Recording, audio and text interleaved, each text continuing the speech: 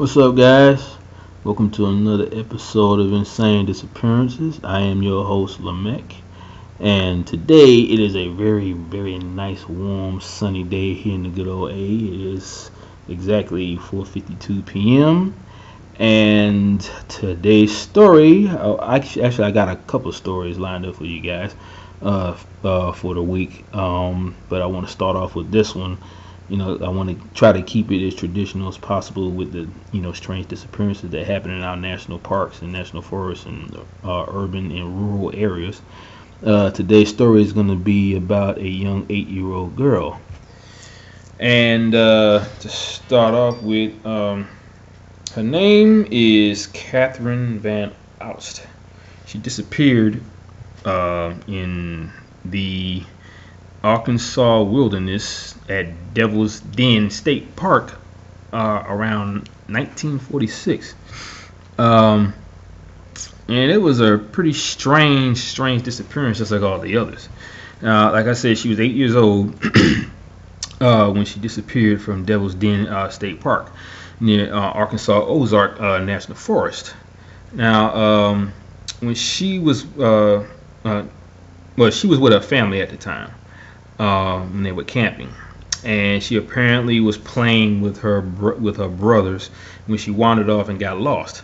And what makes her disappearance so remarkable is the fact that when she was found, which was 6 days later, she was wandering in the woods, and she was looking eerily calm at the time. Now, there was a young man named Porter Chadwick from the University of Arkansas. He was a student. He was part of the search party that was looking for her at the time, and he was the one that actually found her.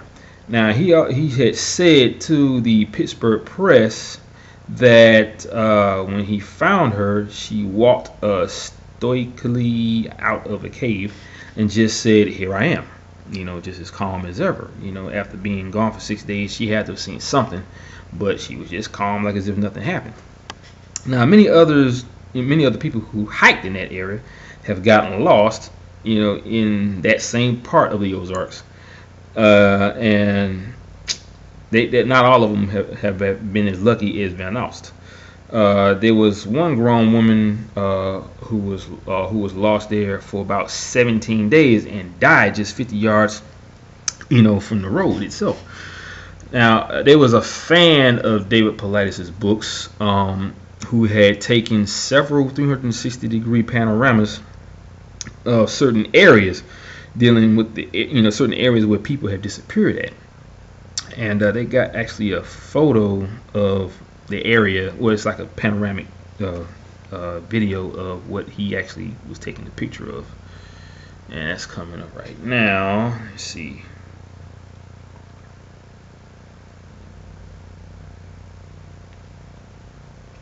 Okay, this is the area that around the area where she disappeared at, or went missing, basically. And this is what it looks like. And the arrow is not stating exactly that. I don't know if the arrow is saying that's the area where she disappeared at, or if that's the button you push to start it, but it's moving on its own, so that can't be it. So yeah, that was obviously the area where she vanished at. And they were also saying that, as you can see, there's a lot of brush in that area, so they also have a lot of rocky outcroppings. And easily any kind of predator could have been hiding behind those rocks or hiding somewhere in the bush before she was taken. Now, it wasn't confirmed that it was an abduction, but that's one of the theories.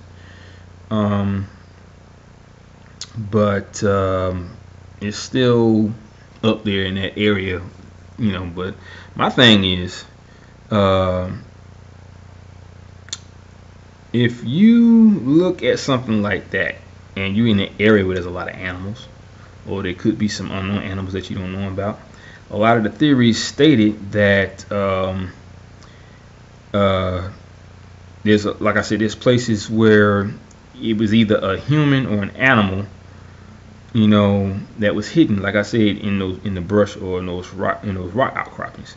Now, if it was indeed an abductor, was it a someone or something that was lurking in the devil's den?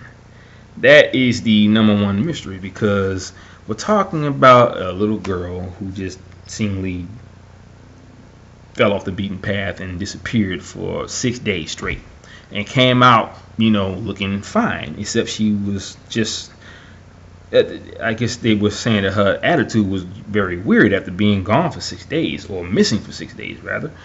But it could have been anything, But I mean, the whole point is that she was okay. She was just lost for 6 days. Where was she those 6 days? Was there anything or anybody that kept her for those 6 days? Nobody knows, and I'm pretty sure she didn't tell it, because there's a lot of cases where children who end up going missing in places like that don't have a memory of what actually happened to them. And for her to be as nonchalant as she was when she came out of that cave and just said, "Here I am," maybe she wandered off by herself trying to find her way back home and ended up in a cave, or probably just knew to go there. I don't know. I mean, she was 6 years old. I'm not saying that she wasn't smart enough to go into a cave until she was to be found. And I'm pretty sure if she was, not, once again, not saying that she wasn't, I'm pretty sure her family, her father, her mother they probably trained her, like, if she ever was to get lost, go to the nearest place to stay, like just stay in that one spot until someone comes to get you. But she was there for 6 days until someone showed up, and there was no, I don't know if there was any evidence to state that she was even in the cave. They just happened to be looking for her in a, they probably went off in all directions, trying to cover a large span of ground to look for her. And one of those guys just happened to be that student from the University of Arkansas who found her walking out of the cave. She probably heard people yelling out her name, and she walked out so someone could see her. Or it could have been something that grabbed her but kept her safe, and they told her to go outside so her family or people, whoever was looking for her, could find her.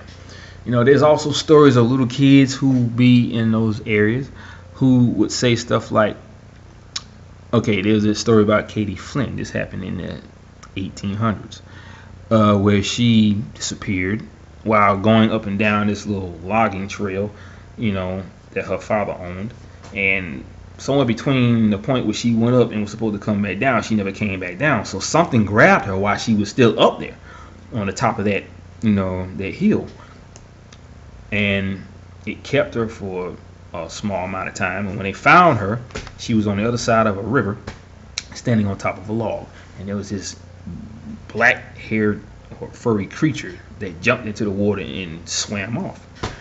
And when they went up to her, they said, well, the father was like, "How come you didn't come to us when we called your name?" And he said, "It wouldn't let me." He said, "What do you mean it wouldn't let me?" I said, "What, doggy wouldn't let me?" I said, "Well, did you at least get something to eat?" And she was like, "Yeah, the doggy got some berries for me, and he held out his paw and gave them to me." And it held out his paw, so that means a dog that walks on all four legs would have to extend its arm with its paw extended out as well, turned over like this, and just handed her the grapes or the berries. And he said, and he was like, the father was like, "What happened to your hat?" And I said, "The doggy ate it." He said, "What do you mean the doggy ate it?" He said, "He took it off my head and ate it in front of me." Now, anybody who is a grown-up would say it was her imagination. She was probably just dreamt up these stories to amuse herself while she was missing. Anything. Most parents would say that they have an active imagination, or it was just an imaginary friend. Little do they know, a lot of the stuff that kids talk about actually do happen. Okay? Because children have an open mind. They're very innocent. They don't know to not believe in these things. So when they see it, it's actually happening. Okay? I should know. I was one of them. Okay? There was a lot of things that I seen, that most parents would say I was just making it up, or, I was daydreaming, or whatever the case may be. And most grown-ups is never going to believe that, because if they haven't seen it, then they're obviously going to think it's not real. So don't take what your child says for granted, because if they say they saw something, trust me, they saw it. And just because you didn't see it doesn't mean it ain't real. And that's the one thing I learned the hard way, because I was one of those children that experienced it. Okay, I've seen a lot of things growing up. Okay, a lot that I know my parents would never believe. Even if now, I think what it is that they choose not to believe it, even though they probably had seen it. But they feel like they don't want you to dwell on it. They don't want to talk about it, because they probably just don't understand it, or they're too scared, to even talk about it.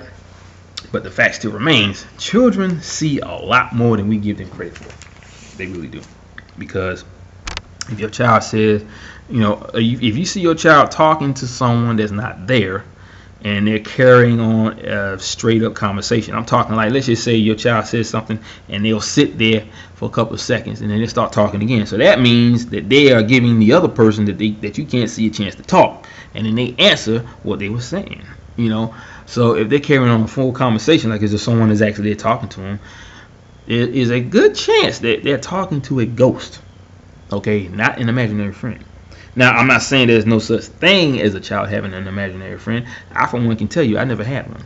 And I have never been talked to by ghosts. I've always had to give ever since I was a child. I've only seen them. I've never actually confronted them, or they never confronted me. They never talked to me or anything. I have been touched by some. Oh! I almost forgot. On my last video, not the one before, but not the one from yesterday, but the one before that, in the beginning of the video, I talked about a ghostly experience that I had, where I was like, when I was in my apartment, I would fall asleep with my armpit out like this. When I had my arm up, and I would sleep like that, and something or someone would always poke their pointy finger right into my armpit and press into it to where you could feel it. I hadn't had that happen to me since I moved in my house. It's been 4 years now.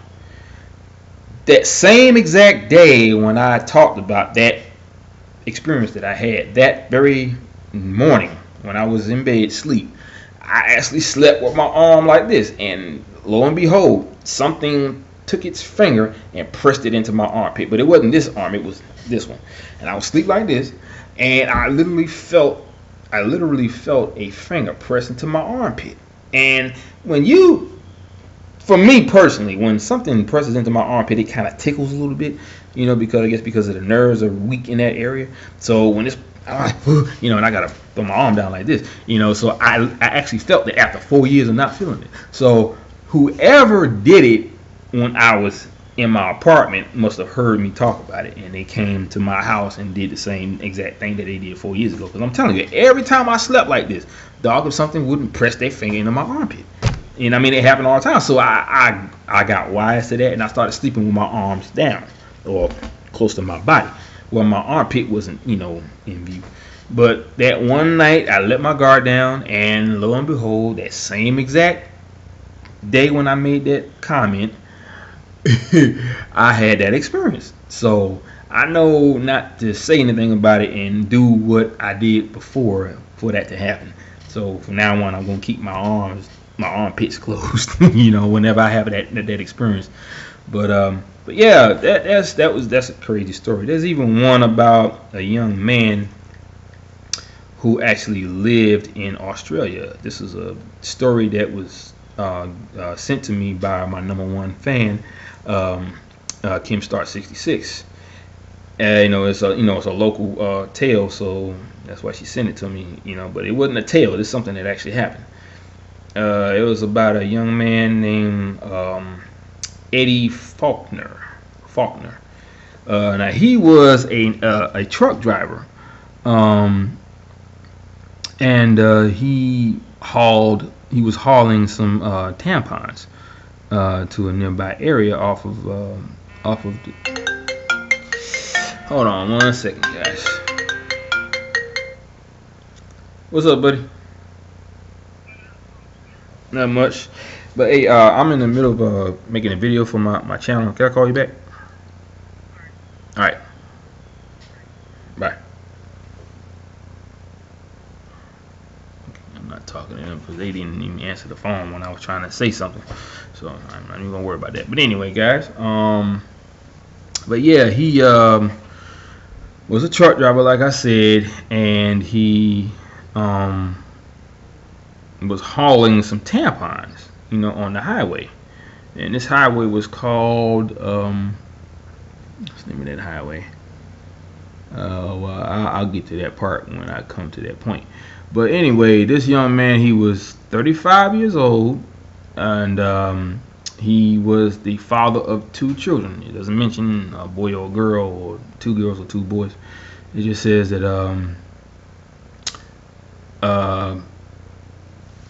he was, he's a pretty big man, and he was running semi-naked across the Hume Highway into bushland on Melbourne's outskirts. This is like Melbourne, Australia.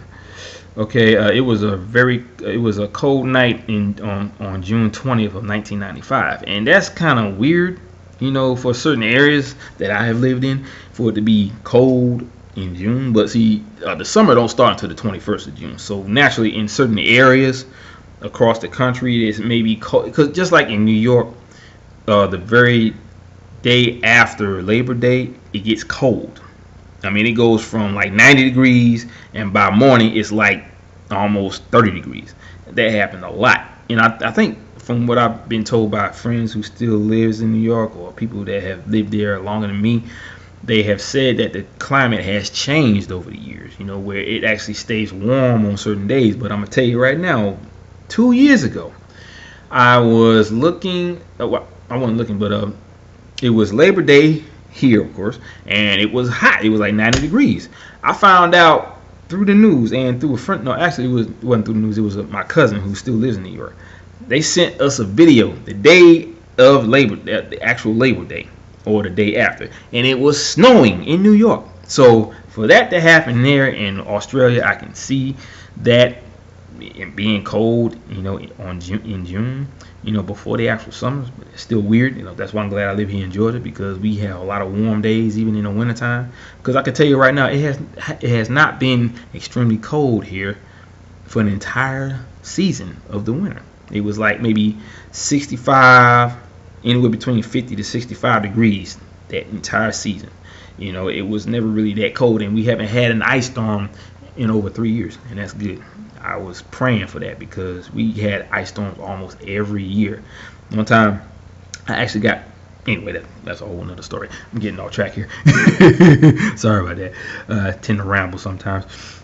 But anyway, okay, so he was running, and on the highway, semi-naked, and it was, like I said, it was a cold night on June 20th, 1995, when the Sydney father of 2 was driving a load of tampons in his rig along the highway at Craigieburn. I don't know if it's Crikey or that's the term over there, Crikey, but it's Craigieburn. And for some unknown reason, he just stripped off most of his clothes and ran along the highway in distress. And see, that's one thing I could say about a lot of these cases when people tend to disappear mysteriously. There's always a point where their clothes are coming off for some reason, and that part I never can understand, because okay, this man was in his truck in the trailer, so he obviously had the heat on, but he gets out of the car and strips down to his almost naked body and starts running across the highway in distress. So I don't know what he saw, what he may have heard. It scared him to the point where it's all like, but see, here's my problem. If you scared and you're in distress, what makes you want to remove your clothes and run across the highway in cold weather? That is the biggest mystery in a lot of these disappearance cases, where there's always an article of clothing that's coming off. Like when people are found dead, they're found in only their underwear and their socks, sometimes in their jeans and their shoes, sometimes in just a shirt and their boxers, but with no shoes on.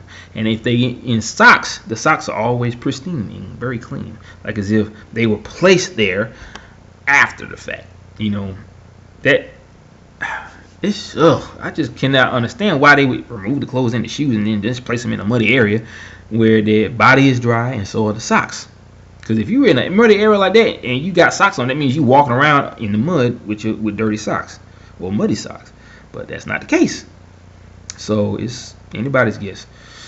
But anyway, a female who was a witness saw him go across the highway like that. And at the time, it was very, very cold.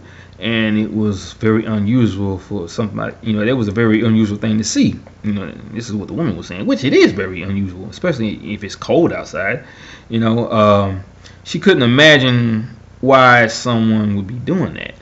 I couldn't either, because that kind of reminds me of a situation that happened right here in Georgia of a young black man who stripped butt naked and started running around the street. He had no weapons on him. He was butt naked, so that means it's not like he had a holster on his body, on his hip, but he was still naked. They said that this man actually bit the nose off of a homeless man and started basically eating at his face. It's like he turned into some kind of a zombie that started eating raw flesh, and then they killed the man. He didn't have any weapons. People said that they think that this is African American. People said that they could have done a lot better. They didn't have to kill him because he didn't have a weapon on him, but he did actually chew the man's nose off. They said a tip of it was gone, and parts of his cheekbone was missing as well. So I can't understand it. They said there was like 2 cases, I think in 2 different states, including this one, where somebody ended up going through a period of some kind of zombie illness or whatever. I don't know. I can't.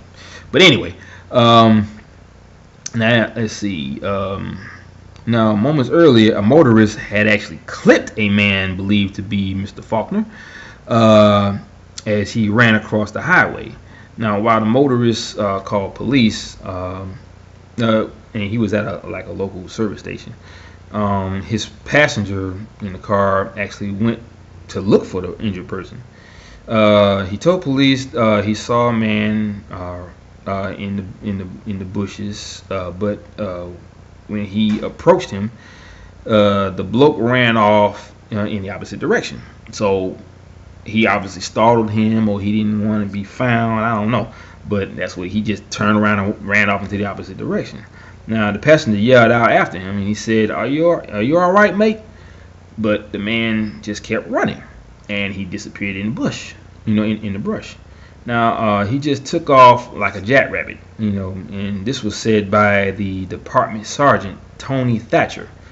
Now, despite the extensive police ground and air search, no trace of Mr. Faulkner was ever found. He just vanished without a trace. So now I'm pretty sure I can tell you a lot of people in that area was probably saying that we're chasing ghosts on this one. And this is exactly what Sergeant Thatcher was saying as well. Now he seemed to have disappeared off the face of the earth, with no trace. Now the police believe that Mr. Faulkner may have died in the bushland near Craigieburn, or he climbed into a drain while disoriented and drowned. Now, if you've seen these drains in that area in Craigieburn, they have these stone plates, these thick stone plates that sit, or thin. They're probably maybe that thick, or probably a little thicker, but they're flat and they're round, and they put those on top of the drain entrance. And I've actually seen those before, but I haven't seen them in a while. I may have seen them in pictures or in movies, maybe, where it covers the actual drain, so I guess the scent won't get out or the air won't escape through. I don't know, but I have actually seen those before. And they said that you'd have to be Hercules in order to even lift one of those off the drain. So if he did do that, I would imagine that's what he did. But they didn't find him in the drain, obviously. Yeah, I don't know if they finally looked for him, but they say that might have been that was a theory as to what happened to him. But that's still up in the air, I'm pretty sure. I don't know if they even said that he didn't, or they didn't find his body in there. But a drain pipe goes in a lot of directions, and it goes in pretty deep. So they probably didn't even want to go down there to find him, because they probably knew that they wouldn't be able to find him. Okay. Now, while the police did find Mr. Faulkner's scattered clothes, including his black tracksuit and work boots, his body strangely was never found. So the last place they saw this man was him running into the brush of Craigieburn.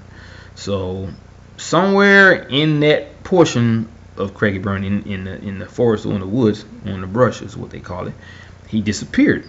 How? Nobody knows.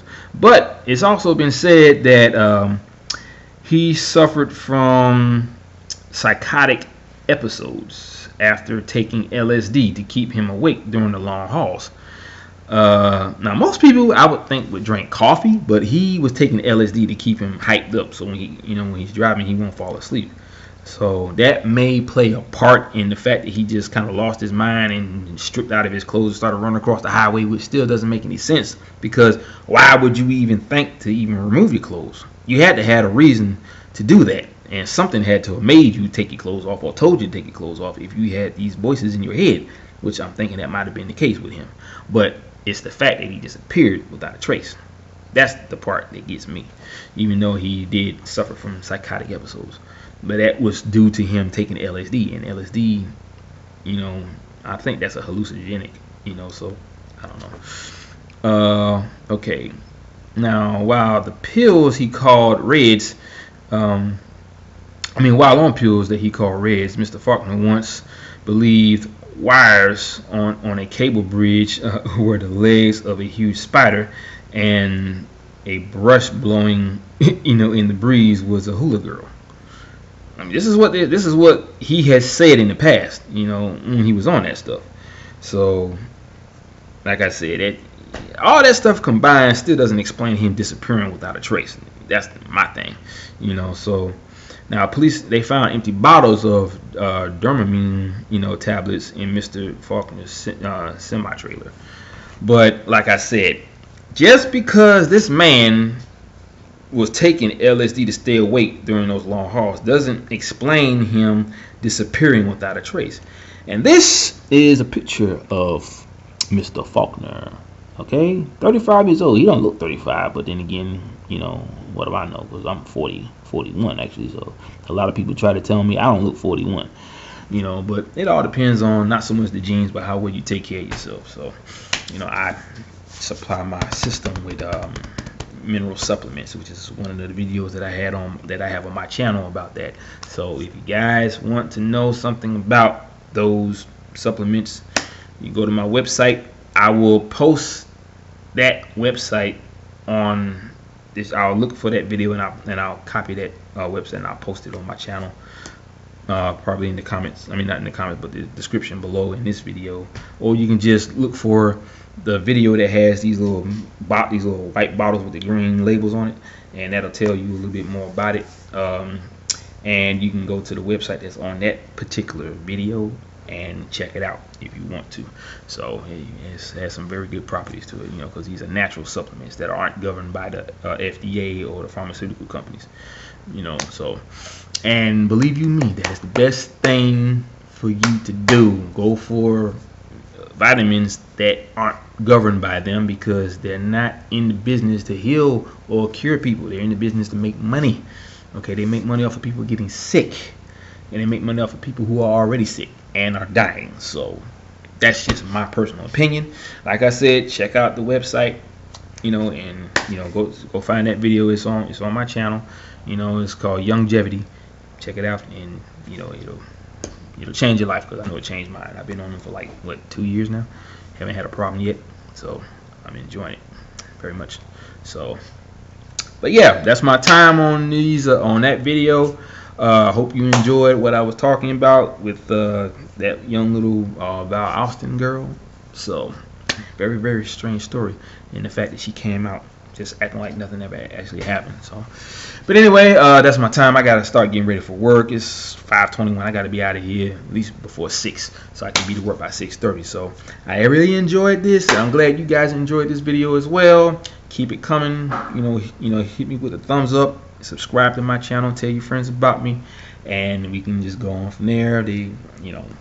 I just love doing this for everybody, giving y'all the information that y'all need about weird stuff that happens in these crazy parks. Because I tell you right now, I'm not going in one. I'm a nature person, but I would not go in nature like that and risk not coming back, home to my family and friends. So anyway, like I said, gotta get ready for work. So I will see you guys once again. I'll try to post another video tomorrow because I'm off for the next 2 days, so I got plenty of time to get up the information I need to make another video. So stay tuned, keep your eyes peeled to my channel, keep your ears open to the notification chimes, and if you haven't done so yet, hit that little bell at the bottom of at the bottom of this video, for in the area where it has the thumbs up and the the subscription. It has that little bell right there. That way you get all my notifications for every video that I put out for you guys. So once again, I just want to let y'all know that I did